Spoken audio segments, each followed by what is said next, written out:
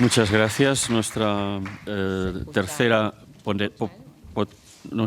ponente es Paula Velasco.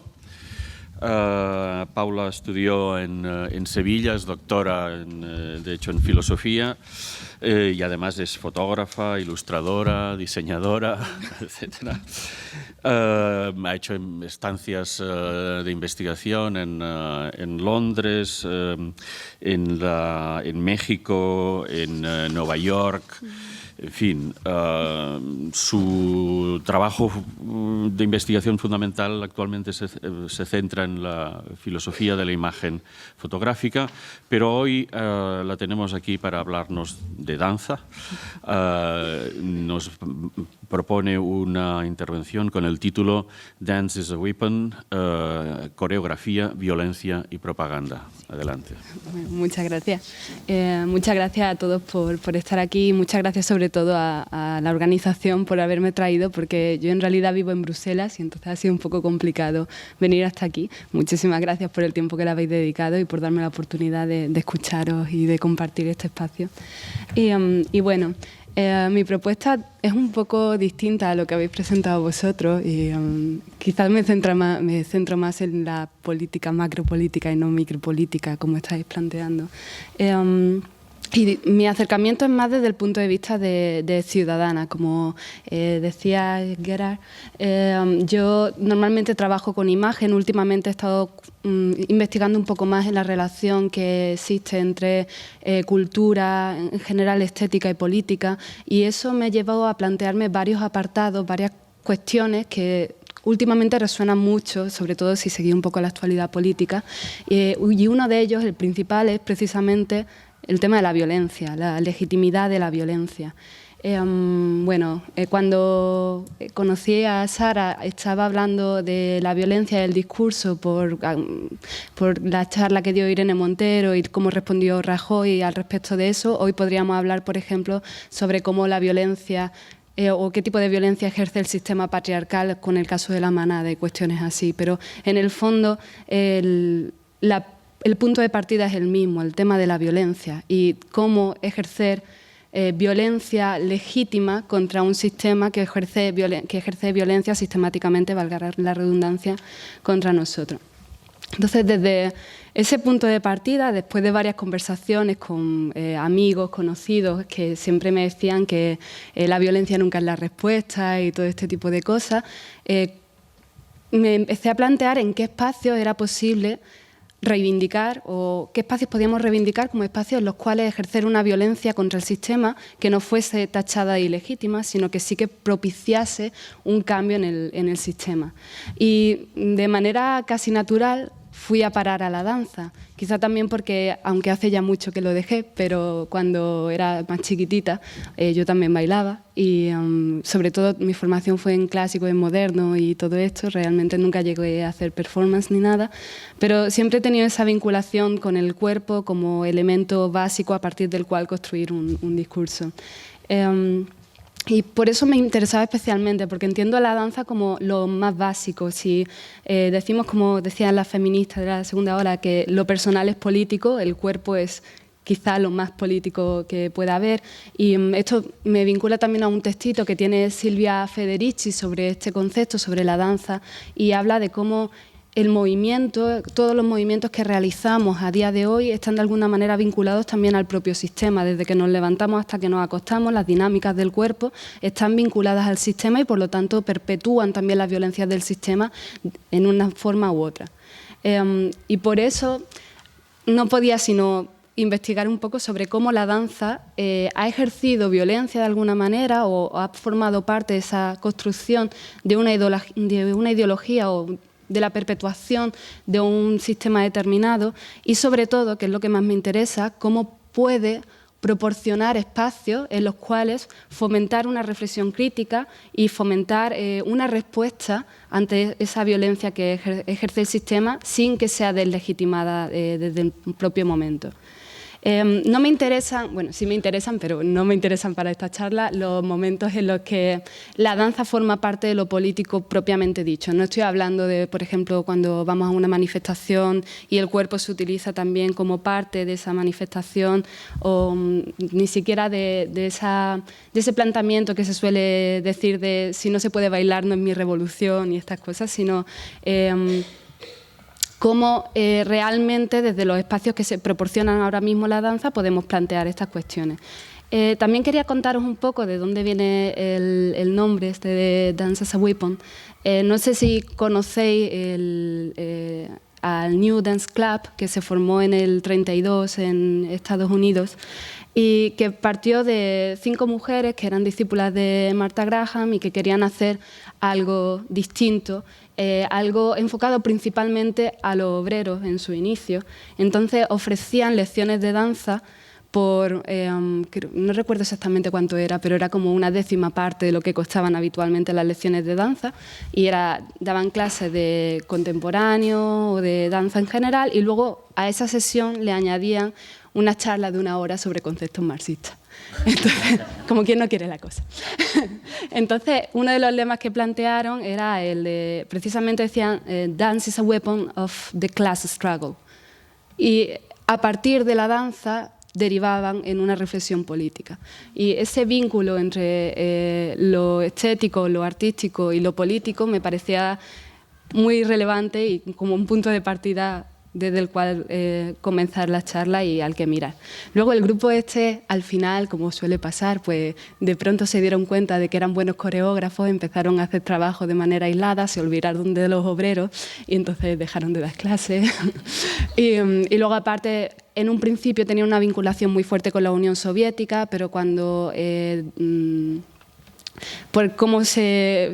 tuvo lugar la Segunda Guerra Mundial y la postura que tomó con respecto a Alemania, Rusia, bueno, la Unión Soviética en aquel entonces, se desvincularon, pero me parecía que, como digo, ese punto de partida estaba ahí. Entonces, principalmente lo que quería plantearos con todo esto es, por una parte, qué relación mantiene la danza, el cuerpo, la coreografía con la ideología, cómo conforma ideología y cómo puede generar también contraideología.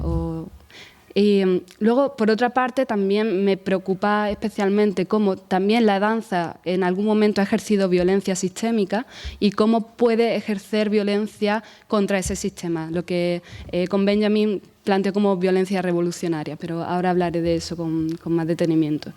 Y en este contexto se me antojaba necesario mirar un poco al pasado y ver cómo históricamente la danza se ha constituido como un elemento más en la construcción de un discurso hegemónico. Bueno, mi punto de partida desde el punto de vista político creo que es bastante evidente, que llega a la teoría marxista, y sobre todo he trabajado con Gramsci para establecer esta distinción entre discurso hegemónico, contrahegemónico, espacios de resistencia. Pero en general la idea sería que la danza, como otras formas, como otras manifestaciones culturales, forma parte de esa superestructura que mantiene y constituye también la base, que en este caso sería el sistema económico. La cultura como superestructura es en el fondo la de la clase dominante, es decir, en el sistema en el que estamos ahora sería precisamente la clase o el sistema capitalista. Y, sin embargo, esa hegemonía que se mantiene hoy en día no es totalmente homogénea, sino que existen espacios en los cuales se puede introducir un discurso disonante. A partir de ahí se puede empezar a enlazar esos pequeños espacios que nos ofrece la cultura con formas de articular resistencia. Pero como decía, me quería centrar un poco en cómo históricamente se ha constituido todo esto, y para eso pues, era inevitable hablar de la Guerra Fría, que creo que es donde se hizo más evidente cómo la danza formaba parte también de este constructo ideológico y de esta batalla cultural. Supongo que más o menos todos conocéis el caso, así que no voy a entrar demasiado. Si os interesa, últimamente se han publicado bastantes libros al respecto. Hay uno que se llama Los cisnes del Kremlin, no sé si está traducido al español, pero lo podéis encontrar con facilidad, está en internet también. Pero Pero bueno, como decía, me interesaba especialmente qué postura mantuvieron dos formas de entender la realidad completamente enfrentadas, que articularon dos ideologías completamente enfrentadas a través de la danza. Y cómo ejercían violencia a través de la danza la una contra la otra de alguna manera. Entonces, en la Unión Soviética, la danza que había previa a la Revolución de Octubre era el ballet, y en un primer momento se rechazó porque se vinculaba directamente con el origen burgués que tiene en realidad la danza, como ya sabemos todos. Sin embargo, posteriormente se recuperó porque se consideró que de alguna manera llevaba esa democratización de la cultura que se buscaba. Y se potenció sobre todo el valor educativo y mayormente propagandístico que podía tener la danza. También merece la pena reseñar que Isadora Duncan fue a la Unión Soviética y hizo una actuación enfrente o delante de la gente durante el cuarto, creo, aniversario de la Revolución de Octubre, y directamente se vinculó su creación con lo que quería la Unión Soviética, que fuese la danza en un nuevo sistema, en un sistema contrahegemónico. De hecho, los periódicos solo escribían cosas buenas sobre ella. Fue invitada a ir a Rusia para enseñar a la gente a danzar y tal. Pero como decía, esta introducción a la danza contemporánea luego se fue perdiendo a favor de la danza clásica por la que todos conocemos a la Unión Soviética. Y bueno, no solo se intentaba articular este discurso desde dentro de la propia danza a través de las temáticas elegidas, de los movimientos y de la construcción coreográfica pertinente, sino que también se intentó incentivar y hacer ese uso de la propaganda desde distintos enfoques, principalmente a través de giras por Europa y por otros espacios. Y al final la danza cobró un importantísimo papel en la política internacional. Por el contrario, en el otro frente, tendríamos la postura de Estados Unidos, que frente a lo que estaba haciendo la Unión Soviética decidió potenciar la danza moderna, que directamente relacionaba con la cultura americana, y se potenciaba, como decía, la danza contemporánea, pero también formas de movimientos más libres, como el rock and roll o cosas así, que se fueron trabajando. Y también se establecieron programas de intercambio para trabajar con la gente y empezaron a financiarse a artistas, coreógrafos que eran muy contrarios a todo lo que estaba pasando en la Unión Soviética, pues como José Limón, que tenían como punto de partida combatir la influencia soviética. Pues sin embargo, mientras que estaba pasando eso, también había muchos grupos que empezaron a establecerse como núcleos de contrahegemonía dentro de del propio sistema estadounidense, como los Red Dancers o el Workers Dance Group, que decían, por ejemplo, una de sus máximas es que su único propósito era servir al partido usando la danza como un medio para inspirar al trabajador americano para militar o para ser parte del conflicto de clase. En definitiva, y esta revisión histórica solo sirve para confirmar lo que ya sabíamos todos, que la danza también se establece como una suerte de soft power, de poder, de una manera de construir un discurso y de crear hegemonía y sobre todo de construir ese sentido común del que hablaba Gramsci también, de establecer como universal algo que no es realmente universal, de establecer como eterno algo que no es realmente eterno, y en eso también entra la forma en la que nos relacionamos con el cuerpo, con el movimiento y con la danza en sí misma. Pero, claro, toda esta revisión histórica, que realmente no me interesa demasiado per se, sino que me parece relevante porque ayuda a entender un poco cómo se establecen estas dinámicas a día de hoy, lo que hace no es otra cosa sino reseñar algo que ya sabemos todos, y que esa batalla ideológica persiste en el ámbito cultural. Hay espacios donde se ve muchísimo, en mi caso trabajo mucho con cine, por ejemplo, o últimamente con videojuegos, entonces ahí se ve claramente cómo el discurso hegemónico se introduce en cada uno de los espacios. Pero sí que hay espacios, como decía, de resistencia. Especialmente creo que en el ámbito de la danza se dan mucho, como los que estáis planteando vosotros, por ejemplo, en los que se empieza a pensar de otra manera desde esas células que decías tú, desde lo más mínimo hasta lo más amplio. Y además tienen esa cuestión que me lleva a pensar en una forma de relacionarse críticamente con la realidad y con el espacio en sí mismo y con la propia violencia, con la propia ideología, con la propia política que proporciona el espacio de la cultura. La forma, en este sentido hablo precisamente de la percepción estética, de cómo en la apreciación estética de un evento, o en este caso de una danza o de una performance o de una coreografía, la propia percepción estética fomenta otras formas de relacionarse con la realidad, fomenta otras formas de pensamiento y, por lo tanto, otras formas de construir espacios. Bueno, como decía, todo esto me lleva a hablar precisamente de lo que planteaba al inicio, de cómo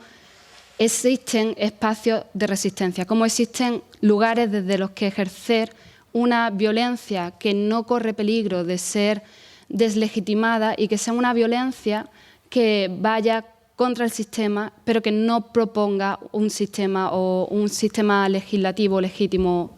que lo supla, sino que simplemente trate de destruir lo que había anteriormente. Por eso hablaba de Benjamin. Si podéis leer, os recomiendo el textito que tiene sobre violencia y hace una distinción entre bueno, cómo se interpreta la violencia, la legitimidad de la violencia desde el derecho natural y desde el derecho positivo, y cómo existe una violencia, bueno, la violencia propia del sistema, pero también existe una violencia mítica y una violencia revolucionaria, que es la que me interesa. El problema es que, dado que es el propio sistema el que establece que es legítimo y que no es legítimo, toda violencia que se establezca o que se ejerza contra el sistema va a ser directamente tachada de ilegítima. Por lo tanto, ¿en qué espacios podemos, ya que hablaba del caso de la manada, como mujeres, establecer o ejercer violencia contra un sistema que ejerce violencia contra nosotras sin que nos deslegitimen, no nos digan lo típico de nada se ha conseguido con violencia, nada de tal? Entonces, en ese contexto, creo que el propio cuerpo puede ser el punto de partida y la danza en general puede proporcionarnos un espacio en el cual reflexionar sobre este tema. Y puede ser una forma de ejercer violencia, pero una violencia revolucionaria, que es aquella que no solo no perpetúa el sistema, que la genera tras su revisión, sino que es el instrumento, te estoy citando a Benjamin, como decía, es el instrumento con el cual el movimiento social se impone y rompe formas políticas enriquecidas, perdón, es que me he levantado muy temprano hoy, y muertas. Y que en el caso que nos ocupa emerge como una clara intención de fomentar el espíritu crítico. Es decir, cuando vemos obras como It's going to get worse and worse and worse, my friend, esto es flamenco y no sé si lo voy a pronunciar bien, pero Folk de Lisbeth Gruffet, la propia danza está ejerciendo varios niveles de violencia contra el sistema. Es un espectáculo en el cual la coreografía que parte de la imitación de movimientos de Mussolini, de Gaddafi, de Hitler, se establece sobre una suerte de música que se hace en directo a partir de un discurso de un telepredicador. Entonces habla de cómo la oratoria en sí misma también ejerce un sistema de violencia, al mismo tiempo plantea cómo los gestos están ejerciendo violencia sistémica contra la gente, pero a la vez la danza en sí misma es bastante violenta y sobre todo es violenta para con el público, porque llega un momento en el que el cuerpo o la descomposición del movimiento llega hasta al punto digamos casi de un éxtasis de descomposición total en el que parece que simplemente está convulsionando el cuerpo. Y el espectador también siente esa violencia. Entonces, a partir de la violencia dentro de la danza se establece una reflexión crítica sobre los distintos niveles de violencia que se formulan en nuestra realidad. Me interesa sobre todo, y quería hablar de ese público, porque normalmente cuando hablamos de todas estas cuestiones partimos de una estética de la creación, que es la que se suele o es la más extendida, digamos, aunque últimamente nos estemos moviendo hacia una estética de la recepción o incluso de la participación, si me dejáis decirlo. Pero me interesa especialmente cómo, ya que ya no bailo, pero sí sigo consumiendo danza como espectadora, me interesa especialmente cómo esa danza, o el movimiento del bailarín y el contexto general, la luz, el espacio, la experiencia total, la experiencia estética de ser parte de una danza o de una performance, hace que yo reflexione sobre la realidad, sobre lo que me está mostrando la danza, sobre mi propio cuerpo y sobre las violencias que se ejercen sobre él. Entonces, creo que, en primer lugar, me gustaría reivindicar esa experiencia estética como una forma de conocimiento y una forma de conocimiento crítico per se, que no entra dentro de las dinámicas que suelen asociarse con el sistema del que estaba hablando o con las violencias que ejerce ese sistema, sino que tiene, de nuevo, otros tiempos y nos permite reflexionar de otras maneras. Luego también me parece que es una forma de fomentar, o que a partir de esa experiencia estética se puede fomentar el pensamiento crítico, y para esto me baso un poco en Bertolt Brecht y en la idea de extrañamiento que planteaba, evitando la catarsis, como hace esta obra de Lisbeth Grubbs que os planteaba, y a través de ese posicionamiento de extrañamiento con respecto a lo que se está viendo y juzgando la obra como un todo y no como fragmentos, o a través de la narrativa o a través de los elementos que la componen, se fomenta un pensamiento crítico que es esencialmente necesario para reconocer las violencias que el sistema ha conseguido hacer pasar por universales y lo que decía de constantes y perennes cuando no lo son realmente y cuando podemos hacer algo para combatirlas. Y ese espacio de pensamiento lo proporcionan elementos o prácticas culturales, y especialmente creo que la danza proporciona o nos plantea una forma completamente distinta de acercarnos a todo esto. Por lo tanto, y voy terminando para dejar un poco de tiempo también a las preguntas, como decía, desde el primer momento el propio movimiento está condicionado por la realidad en la que vivimos. Por lo tanto, el propio movimiento puede ser pensado como un espacio de resistencia. Si el movimiento se piensa desde un punto de vista coreográfico y se traslada a los distintos espacios en los que se introduce la danza o la coreografía, nos da como resultado que la danza puede ser un espacio de resistencia, y a través de ella podemos pensar y podemos utilizarla para crear algo nuevo, un sistema nuevo, a través de esa violencia revolucionaria de la que hablaba. O sea, combatir aquellas violencias que interpone o que ejerce el sistema contra nosotros desde la danza. El movimiento es político, la coreografía es política, hay una ideología implícita tanto en una fórmula como en otra, y simplemente tenemos que reconocerlo y trabajar sobre ello. Y quería también plantear pues, cómo la danza es una forma de reflexión, pero no lo es solo para aquel o aquella que crea la coreografía o para los bailarines, sino que también puede serla para el espectador en la experiencia estética de estar contemplando o formando parte también, porque algunas de estas prácticas cada vez son más directas y cada vez interpelan más al público de manera evidente. Y cómo esa forma de relacionarse, por los tiempos que tiene, por la forma de conocimiento que propone, puede dar una nueva manera de conocer que nos permita liberarnos un poco de todas las connotaciones que venimos cargando y crear algo nuevo. Por eso sé que muchos de vosotros estáis, o de vosotras más bien, estáis o formáis parte de toda esta dinámica de la danza y participáis de ella tanto como bailarines, como espectadores, pero quería enfatizar la faceta del espectador, porque muchas veces seguimos considerando que tenemos que ser pasivos y que cuando atendemos a un evento de estas características simplemente tenemos que intentar descubrir lo que el autor nos quería transmitir o intentar replicar en nosotros el sentimiento que el autor tuvo, y hace mucho tiempo que eso no tiene por qué ser así. Así que creo que como espectadores tenemos que hacer también un consumo crítico de todos estos tipos de creaciones culturales, también de la danza, porque como os decía a través de estos ejemplos históricos, existe una ideología muy potente en ella que no se suele mencionar y que suele pasar completamente desapercibida. Así que no está de más que estemos despiertos y que seamos críticos con todo lo que estamos consumiendo. Y ya está. Muchas gracias. Gracias.